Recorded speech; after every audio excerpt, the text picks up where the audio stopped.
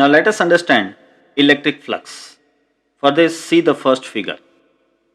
Here, a plus q charge is surrounded by a concentric spherical shell. So, the electric field vectors are pointed radially outward. And that's why you can see the electric field lines are also coming radially outward. In this case, the electric field line pierces the surface. Everywhere you can see the electric field lines pierce the surface. Now, if we take this second case, here plus 2q charge is surrounded by the same spherical shell. But because the charge is plus 2q, it's very obvious that the number of electric field lines coming radially outward will be doubled, because the equation of electric field for a point like charge is kq upon r square. So when the charge is double, number of electric field lines will be also double. Now in such cases, we need a quantitative way of determining how much electric field pierces this surface, and that measure is called as electric flux. Let us begin with a flat surface of area A kept in a uniform electric field E. You can see this flat surface is kept perpendicular to this electric field. Now the amount of electric field piercing or penetrating perpendicular to the area is defined as flux phi. The electric flux is defined by the symbol phi. So it's very obvious that this flux will depend on the amount of electric field and the area. That's why the electric flux equation is given by flux phi is equal to EA. The product of electric field perpendicular to the area and the area itself is known as the flux phi. So here the equation becomes flux phi is equal to EA. Obviously the unit will be Newton meter square per coulomb. As you know, the unit of electric field is Newton per coulomb, and for the area it is meter square. That's why Newton meter square per coulomb is the unit of flux phi.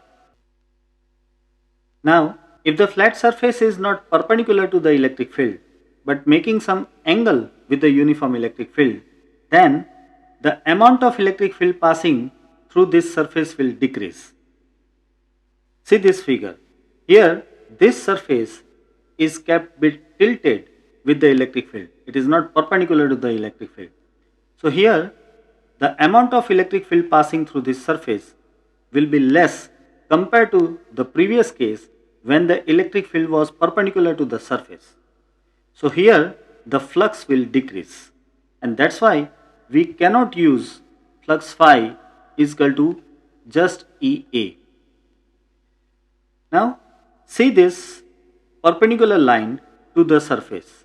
This perpendicular line is making angle theta with the electric field.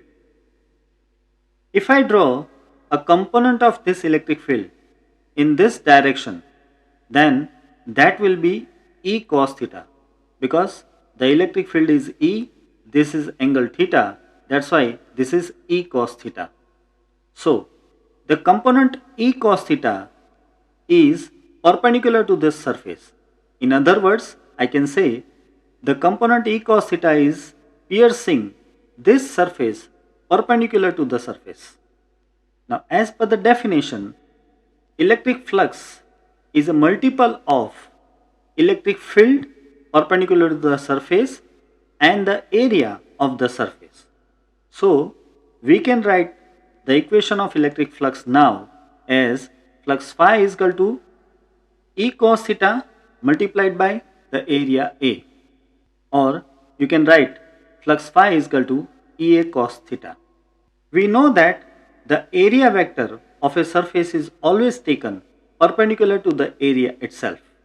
So here this is the area and this is the surface, and area vector is kept perpendicular to the surface, which is making angle theta with the electric field. So, the equation flux phi is equal to Ea cos theta can be written in a more general way in form of dot product. So, the equation of flux is flux phi is equal to E dot A.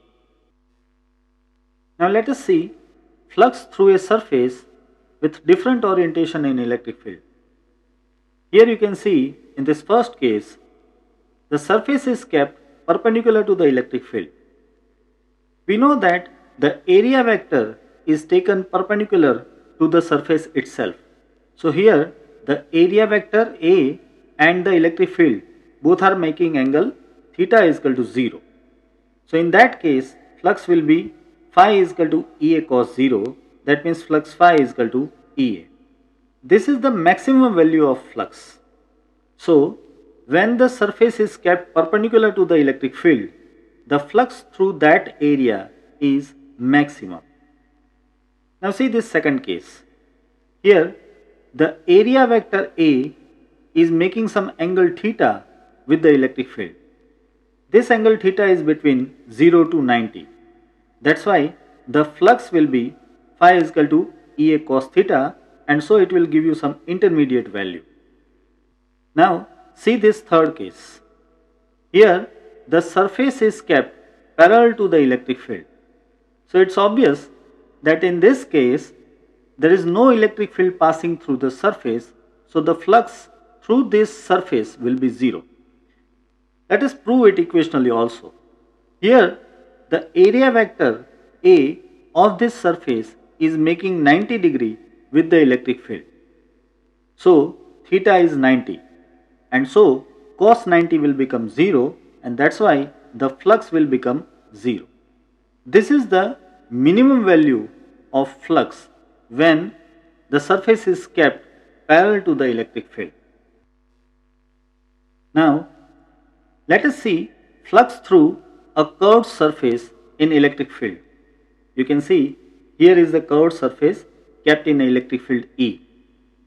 Now in such case we cannot use the equation of flux phi is equal to E dot A, because this equation can be used for a flat surface only.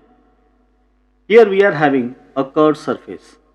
That's why we have to choose a small area element, or say small patch, which can be considered as a flat surface up to that point only. And so we can apply the equation of flux for this small patch.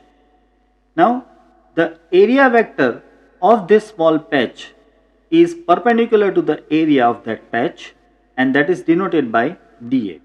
Here you can see that area vector dA is making some angle theta with the electric field at that particular point.